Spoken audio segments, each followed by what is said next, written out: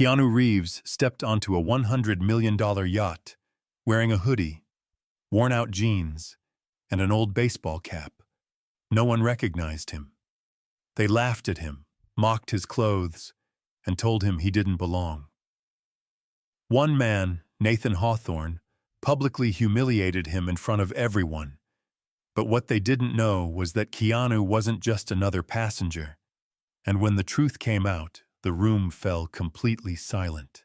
Before we begin, tell us in the comments where you're watching this video from. We love seeing how far these stories travel, and your support means the world to us. The sun hovered gently above the harbor of Nice, casting golden reflections on the calm Mediterranean waters as the Aura Majesty, a floating palace worth over $100 million, prepared to set sail on its most exclusive voyage of the year. The luxury cruise, lasting 5 days, promised more than just sea breezes and champagne.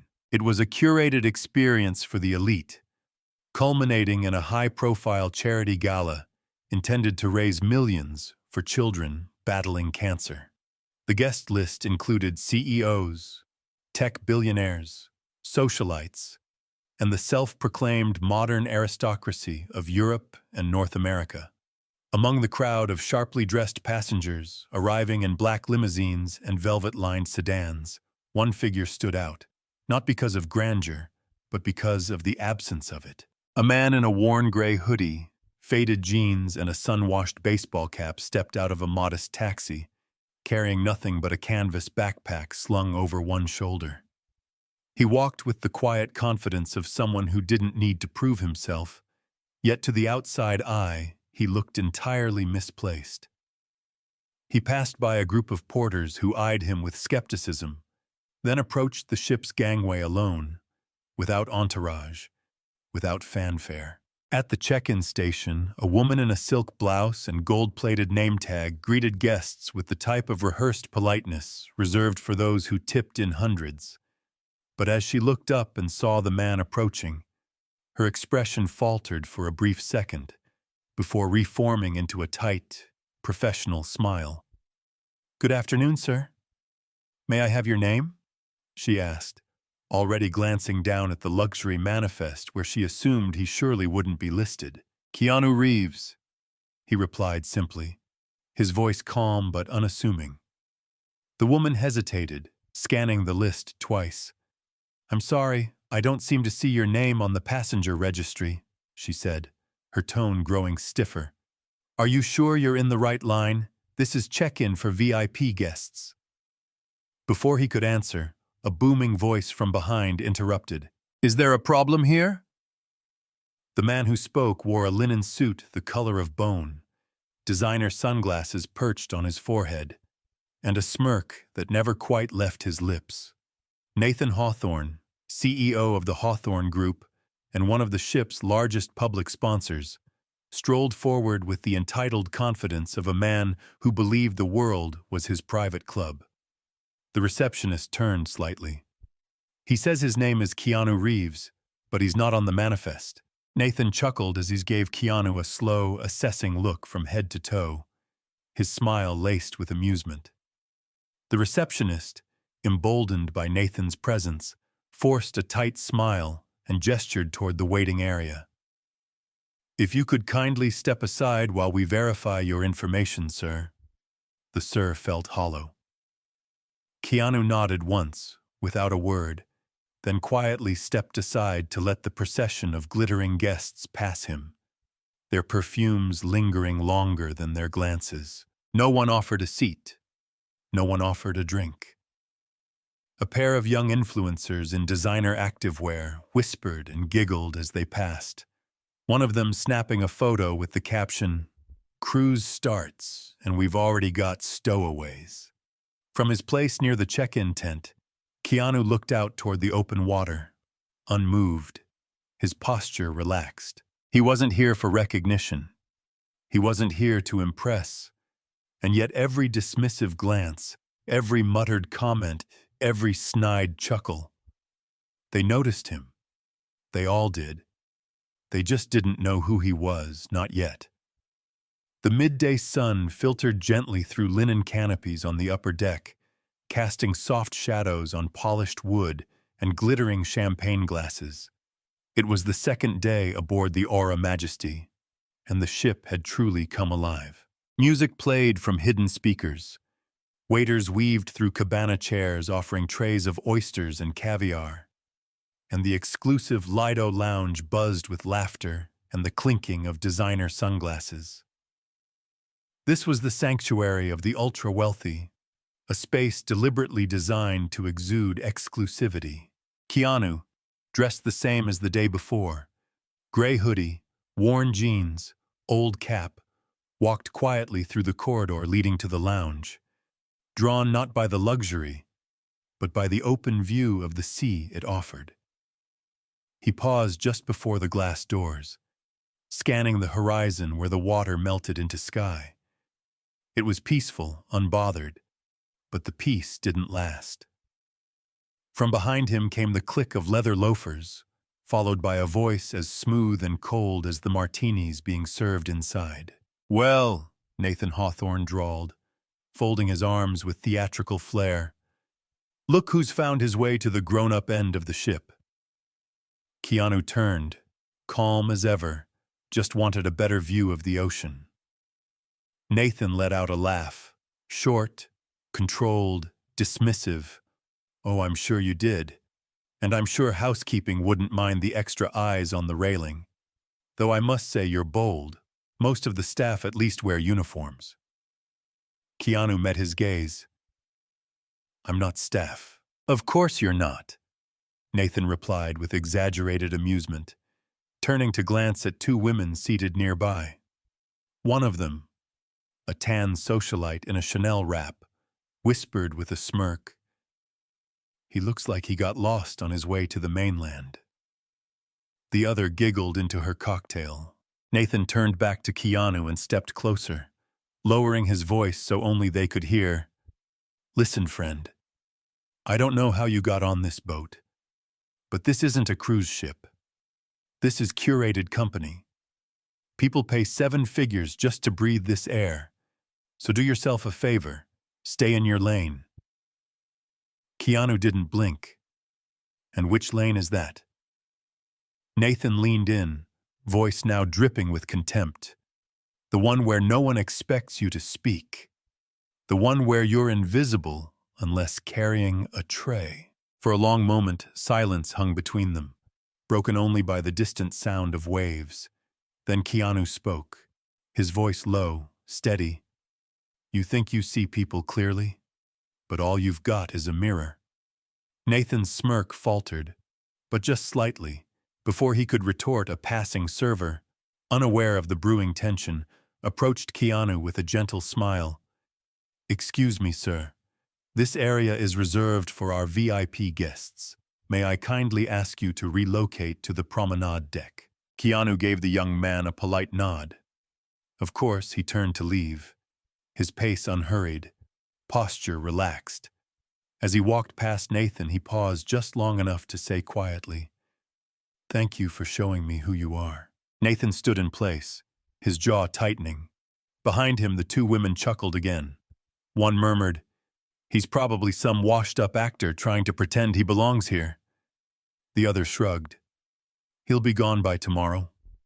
People like that always are." But Keanu didn't hear them. Or perhaps he did, and chose to let the weight of silence speak louder than any rebuttal. The third day brought with it a lavish brunch spread on the upper sun deck. A sea of white linen tables, dripping chandeliers swung lightly in the breeze, and a playlist carefully curated to signal wealth without effort. Waiters in pressed black uniforms floated by with platters of foie gras, chilled rosé, and little golden menus listing dishes that required subtitles. Keanu entered quietly, dressed the same as ever. His presence didn't command attention, but it disrupted the rhythm of a crowd that had begun to recognize him, not for who he was, but for who they believed he wasn't. He took a seat at an empty table near the railing, where the view opened wide to a silver ocean. He poured himself a glass of water from a crystal jug and reached for a small plate of bread rolls, silent, unassuming. The laughter started from 3 tables over. Jesus, who let the janitor into brunch, barked a man with a slick-back mullet and loafers without socks. He was a hedge fund manager from Texas, or at least pretended to be. His voice was loud, intentionally so. "Are we doing charity seating now?" chimed in a brunette in oversized sunglasses. "Should we toss him a few crumbs while we're at it?" Nathan Hawthorne, seated with them, didn't even look up from his grapefruit. "That's not a janitor," he said flatly. "That's the stowaway I told you about." Someone whistled sarcastically. Bold of him to show up again. Does he not own a mirror? Nathan finally looked up. He owns something, I'm sure. A train pass, maybe. A tent. Another woman at the table, young and overdressed, narrowed her eyes. "Do you think he's dangerous?" Look at the way he sits, like he doesn't care who's watching, because he doesn't belong," Nathan replied, his voice sharp now, pointed like a knife wrapped in silk. "He doesn't carry shame because men like him don't know what dignity feels like." At that moment, a waiter approached Keanu with a plate of smoked salmon. Before the server could place it down, Nathan raised his hand and called out, "You sure that table's been cleared? I'm pretty sure he's not a guest." The entire corner of the sun deck went quiet for a beat. The waiter hesitated. Keanu looked up. "It's all right. I can serve myself," he said gently, taking the plate from the waiter with a small nod of gratitude. "Oh, he speaks!" someone sneered. Another added, "Careful, you'll spook him. He might scamper back to the engine room." As Keanu began to eat, one of the women, wine-drunk before noon, rose from her seat and walked deliberately to his table. She leaned in, her voice a low, mocking whisper, just audible enough for the nearby crowd. "Tell me," she slurred, "do you actually think you're invisible here? Or do you just enjoy being pitied?" Keanu didn't answer. She scoffed and straightened up. "Or maybe you're just hoping someone rich takes you home like a stray." That earned a roar of laughter from her table. Nathan clinked his glass with hers as she returned, triumphant. Keanu calmly folded his napkin, stood, and placed his untouched plate on a side tray.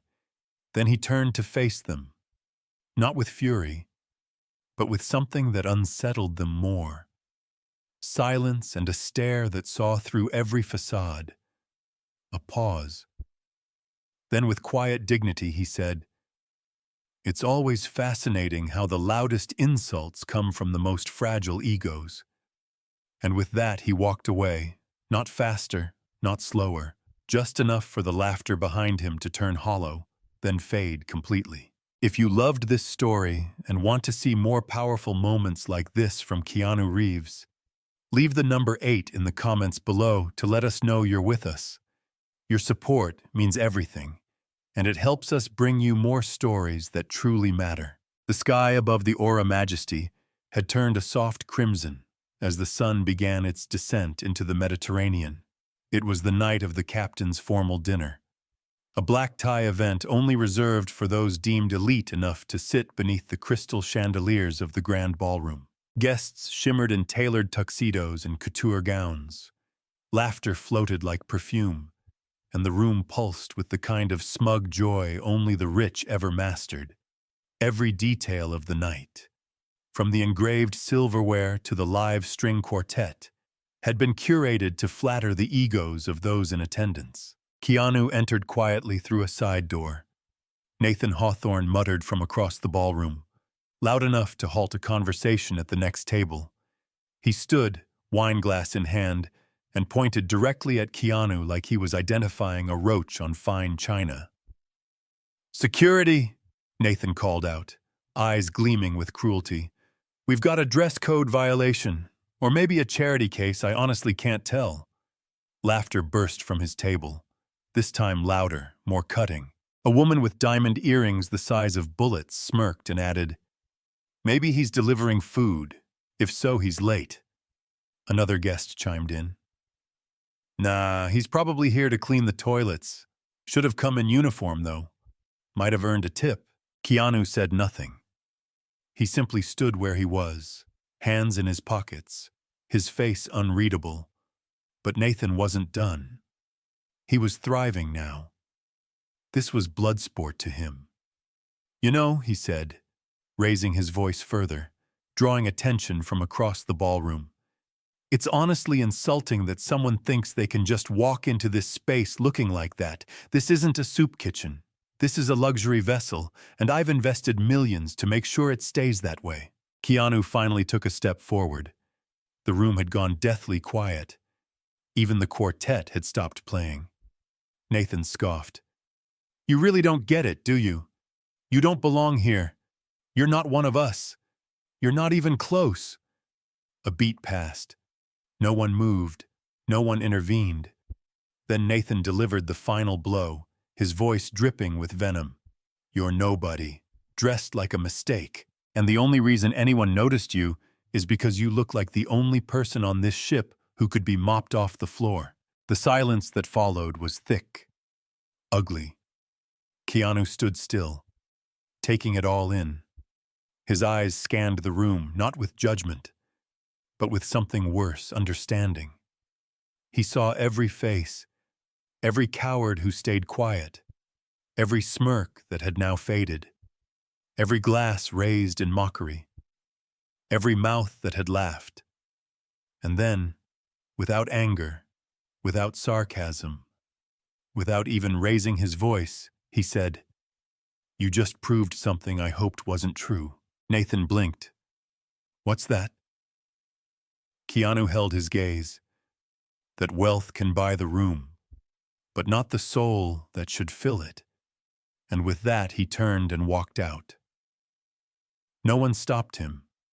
They were too stunned, too uncomfortable, too exposed, and none of them, especially Nathan Hawthorne, had the faintest idea who they had just humiliated in front of the entire ship. But they would, very, very soon. The night air over the Aura Majesty had turned cool, but inside the grand ballroom, the temperature felt as though it had dropped by several degrees. The chandeliers still shimmered, the glasses still clinked. The string quartet had resumed their tune, but something had shifted, subtly yet powerfully, since the man in the hoodie walked out in silence. Nathan Hawthorne returned to his seat with a triumphant smirk, raising his wineglass once more. Well, he said to his table, that should set a precedent. No riffraff in our sanctuary, agreed. But before anyone could respond, the lights dimmed. All chatter faded as the cruise director took the stage near the velvet-draped podium. A single spotlight focused on her, ladies and gentlemen, she began, her voice clear, bright, and entirely unaware of the storm she was about to unleash. Before we continue with tonight's charity auction, we have a very special announcement. Some guests straightened their backs. Nathan didn't bother looking up. As many of you know, the director continued, this voyage was made possible by the generous support of several sponsors. But one contribution stood far above the rest. One donor who asked to remain anonymous covered nearly half the cost of this journey and pledged $2 million to our cause before even stepping foot on board. A murmur ran through the crowd. Nathan frowned slightly. 2 million? Anonymous? The director smiled warmly and looked toward the ballroom entrance. It is now my honor, she said, to formally introduce the man whose generosity made this evening and this entire voyage possible. An individual known not only for his philanthropy, but for his extraordinary humility and grace. Chairs scraped the marble floor. A woman dropped her glass. It shattered, forgotten. And there he was, emerging quietly from the corridor, just as he had entered 3 nights ago. Hoodie still on, cap still low, calm as ever, Keanu Reeves walked toward the spotlight. One man near the front clutched his chest. Jesus Christ, it's him! A cluster of influencers at the side whispered frantically. That's Keanu Reeves. Oh my God, that's actually him. What have we done? The color drained from Nathan's face as though someone had pulled the blood from beneath his skin. He rose slowly, disbelieving. No, he muttered. No, it can't be that guy. That guy was him, but it was, and there was no undoing it. Keanu stepped onto the stage, nodded politely to the director, then turned to face the room that had mocked him, measured him, stripped him of worth based on nothing but fabric and silence. He didn't raise his voice. He didn't glare. He simply began to speak. I wasn't here to be seen, he said, scanning the crowd. I wasn't here to make a statement or wear a tuxedo or win applause. I came here to understand, to witness without a name how people treat others when there's nothing to gain. The room was utterly still. All eyes were on him. Some dropped their gaze in shame. I was judged by what I wore, mocked for how I looked, rejected by those who didn't even ask my name. He continued, each word falling like a weight in the silence. He paused, letting the tension twist itself around every throat. And yet what I saw wasn't new. It wasn't unique to this ship. It's something deeper. It's the sickness of measuring human worth by surface. He turned his eyes, calm but piercing, toward Nathan, especially when the loudest voices belong to the smallest souls. Nathan opened his mouth, but nothing came out. A desperate chuckle, a half-step backward. Keanu didn't flinch. I'm not angry, he said softly, but I am disappointed. With that, he left the podium, walking through a parting sea of silence. No applause, no cameras dared click, just breathless, shame-choked stillness, because they hadn't humiliated a nobody. They had humiliated Keanu Reeves, the man who paid for the champagne they toasted with, the suites they slept in, the music they danced to, and in doing so, they revealed everything about themselves. Are you still here with us? If you're still watching at this point, drop the number 2 in the comments, just so we know you're part of this moment too. Silence lingered long after Keanu Reeves had stepped off the stage, a silence that seemed to mute even the ocean itself. The ballroom of the Aura Majesty, once pulsing with inflated laughter and the false bravado of old money, now felt hollow, like a theater after the curtain falls, when all the masks have slipped and no one dares speak their real lines. Guests shifted in their seats, eyes darting nervously as if trying to undo what had already been burned into memory. A few attempted polite smiles, the kind used at funerals. Others reached for champagne flutes with shaking hands, not to toast, but to forget. And in the very center of it all, Nathan Hawthorne sat frozen, like a wax figure suddenly left under real light. His knuckles whitened around the stem of his untouched wine glass. His face, so often composed in smug authority, now wore something rare and raw. Disbelief, disorientation, and beneath it all, fear. Not the fear of Keanu Reeves as a man, but the fear of what he himself had become under the weight of a spotlight he could no longer control. At his table, no one spoke to him. The women who had laughed at his jokes moments ago now stared at their plates. The hedge fund manager who had clinked glasses with him shifted 3 seats down. A young influencer who had whispered insults about Keanu earlier now frantically deleted her Instagram story, her fingers trembling. The ship's captain approached Nathan quietly from behind, his voice slow and deliberate. Mr. Hawthorne, he said. Mr. Reeves has just requested that the donation be made anonymously and that no further public gestures be made in his honor. Nathan turned slightly, his jaw tight. Of course he did, he muttered, his voice brittle. The captain didn't blink. However, he added, he also left a message for you. Nathan stiffened. For me. The captain unfolded a small, handwritten note, placed it gently on the table beside Nathan's untouched appetizer.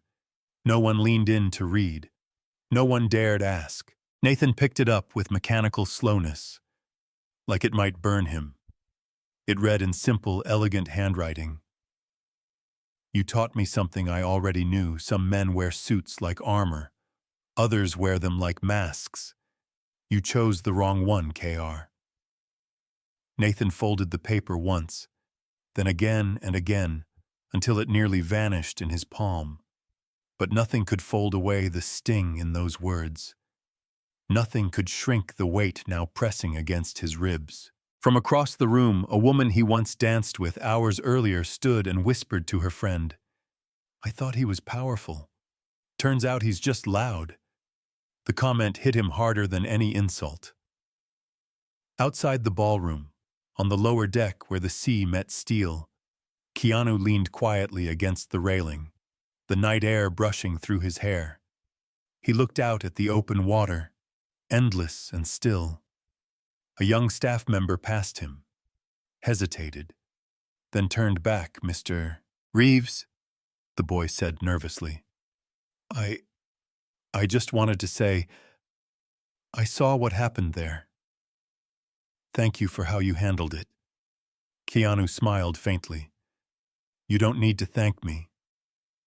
But I do, the boy replied, his voice trembling slightly.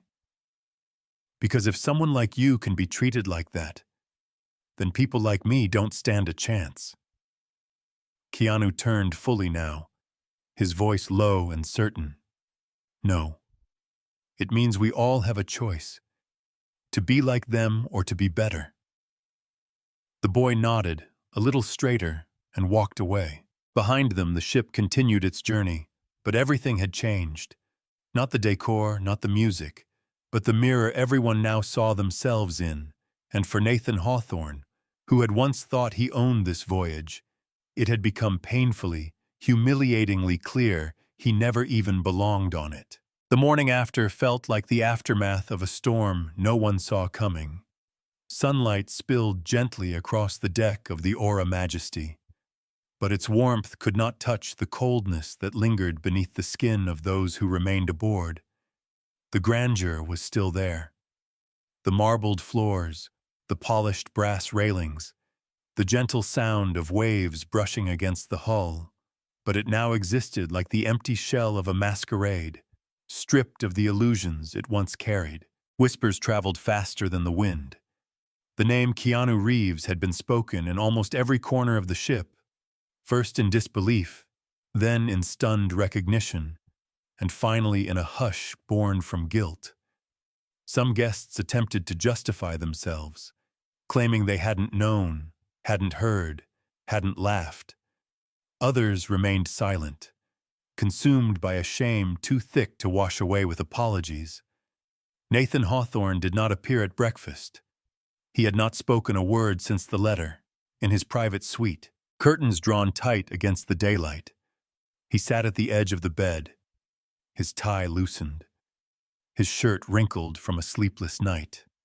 The man who once strode across decks as though they belonged to him now stared blankly at his own reflection in the mirror, a face no longer smug, no longer sure, just exposed. His assistant knocked, then cautiously entered. Mr. Hawthorne, the press is starting to reach out.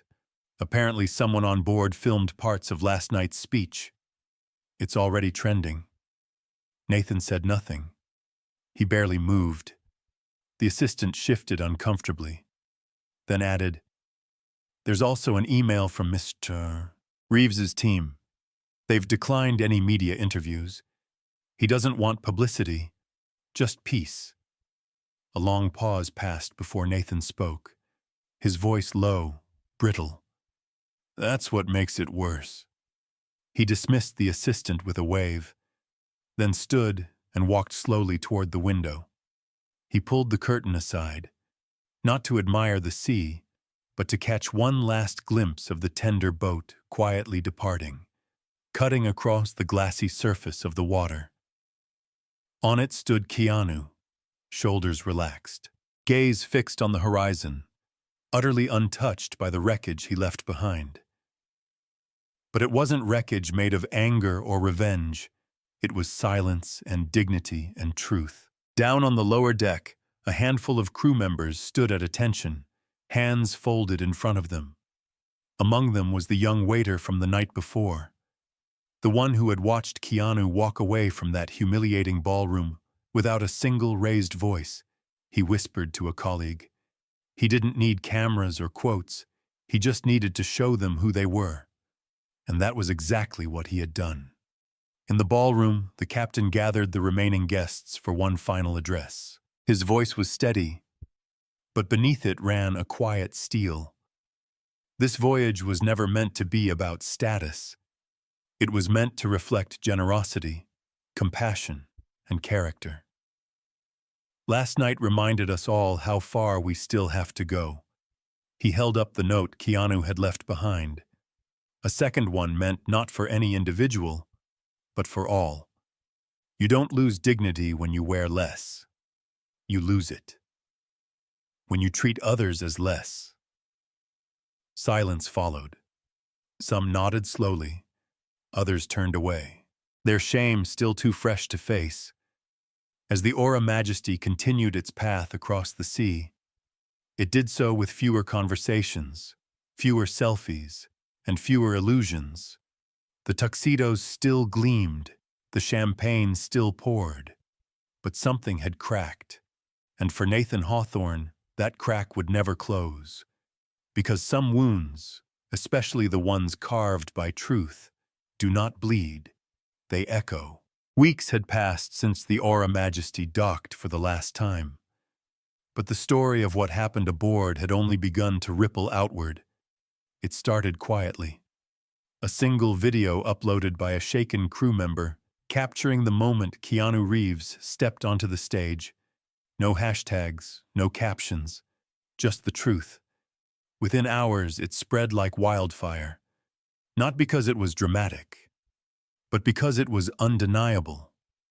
People around the world watched as a man dressed in simplicity, wrapped in humility, stood before a room of gold and shattered every illusion that wealth ever built.